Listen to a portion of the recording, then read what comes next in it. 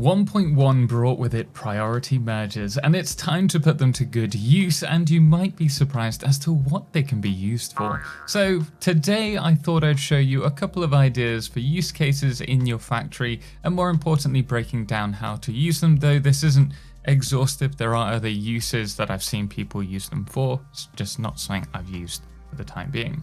Now, the priority merger is unlocked in the Quartz MAM tree and works exactly the same as a normal merger, with one huge difference. Now, as the name suggests, you can prioritize which belt or belts feed into the merger.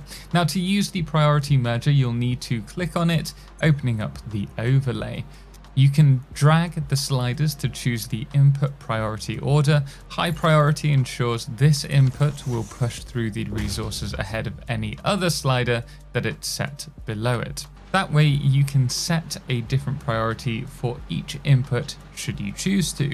Or you can have two sliders at the same priority with the other slider either above or below their priority. This means the two equal inputs will receive the resources similar to a normal merger, one after the other, and you can set the sliders so that all three sliders, should you wish, are set to the same priority level, though if you are choosing to do this, you should just be using a normal merger because that's what it is.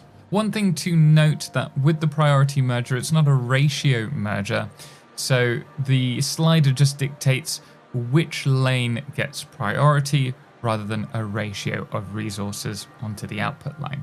Now, this priority merger system is actually great for two particularly big reasons. First and foremost, if you have a line flowing through with something like uranium waste, this can be prioritized to ensure that the waste passes through quickly before it can build up radiation, though I have no real idea why you'd mix resources on a belt in this circumstance. But this can also be used the same way throughout your factory.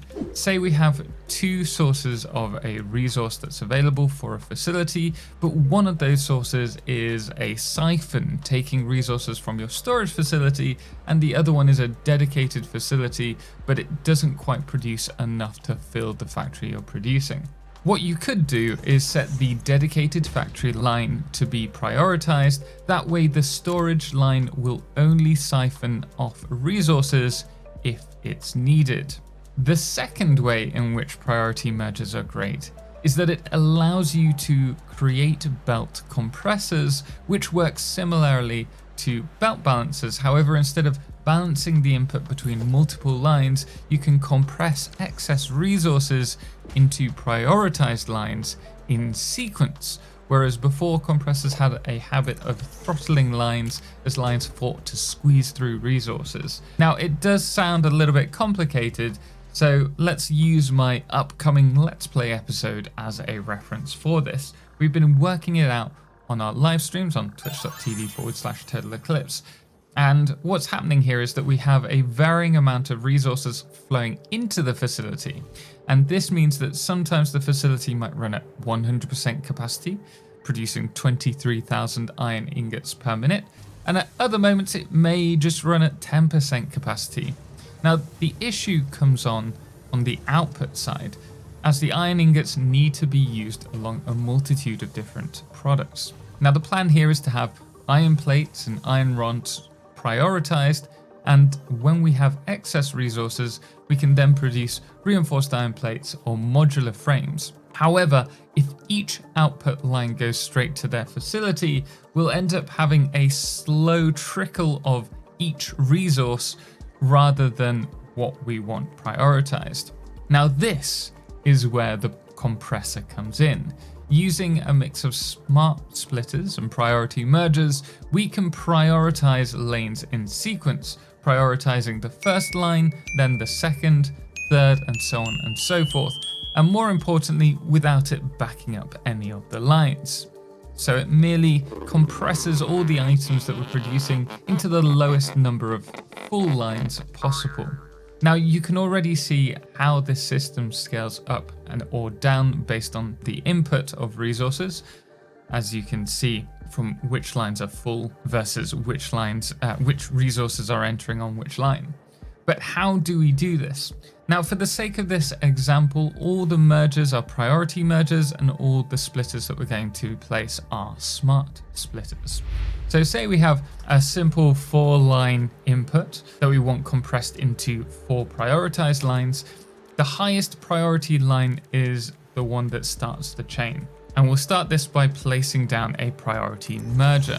Now, to ensure this line is never throttled, set this line's merger input in the center to the highest priority. This means that if this line is full, no other lines will try to compress down into it, throttling the line. So for this example, we'll merge the lines down from the right to the left, but you can mirror this if you want, just flip everything that we're about to say. Now, as we're merging from right to left, we'll set the right input to medium priority so that it's lower than the center output. This means that when the center input isn't receiving resources, the right input will receive any resources that are available. Now, when looking at the merger from above, you'll see the center input will have 3 lit lines. This signifies that it's the highest priority lane, and then the others should have 1 or 2 lights. All other mergers that we're going to now be placing will be placed or have their settings like this. Next, to the right of the merger, we're going to have our first smart splitter. This will be the input of the second line. The left output will flow into the merger and the center output will flow into another priority merger. And the smart splitter's settings will be as follows. The left output should be set to any. This prioritizes the left output, while the center output is set to overflow, meaning any resources that are not exiting the left will then flow down along the line. Repeating the process now, the merger in front will have a splitter placed to its right so that the third line can enter the system. The problem here is if we want the third line to flow into the first line, we'll then have to place a smart splitter in front of the second line's merger and a merger to the left of it into the first line. Otherwise, the resources from the furthest lane won't be able to make it across to the second line. This creates a kind of pyramid-like design when looking at the setup horizontally to that highest priority belt. And it does mean that these builds can get progressively larger if you're doing multiple belts, such as my 2 15-lane priority compressors here. Now, the important thing to recognize here is that any splitter will only enter the high priority belt merger to the left of it. In this example, or the merger in front of it, but never to the right. Now, to ensure this doesn't happen, make sure the third output on the smart splitters are set to none. That way we'll never have resources trying to pass through, even if you do accidentally place down a belt between them. Now we'll set this up for the fourth line, and if the belts are set up properly, you should see the resources prioritize the first line in sequence from first, second, third, and fourth. Now, a few things to bear in mind with this setup is the settings can be copy and pasted by pressing Ctrl-C and then Ctrl-V on the mergers and the splitters. Alternatively, you can sample an already set merger or splitter just to make your life easier. At this point, you can clearly see that if we now go and reduce this line, how the resources are going to flow down, and that is great. However, you may have noticed in our larger facility that we've actually done something like this. And the reason for this is if I was to reduce these 3 to Mark 1 belts, what you're going to notice happen is that we're now having a problem here. And the reason for that is we only have a single belt flowing from the turbo fuel that's going left at a max 480 resources per minute, and it's blocking the packaged fuel entering the left in its smart splitter. And so we're being throttled by the belt in this section here. It's stopping any packaged fuel getting through because we have a full Mark 4 belt heading over here and splitting between the first one and the second one. So how do we change that?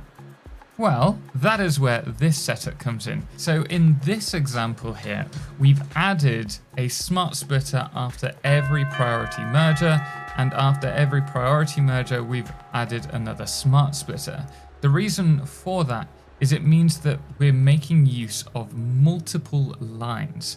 That way, if we happen to reduce this line to a Mark 1, this one to a Mark 1, and this one, we should see the opposite happening. So rather than the resources being starved, you can see that now all of the belts are compressing down to the first 3. Unfortunately, there is no solution other than to use lots of priority mergers and lots of priority splitters.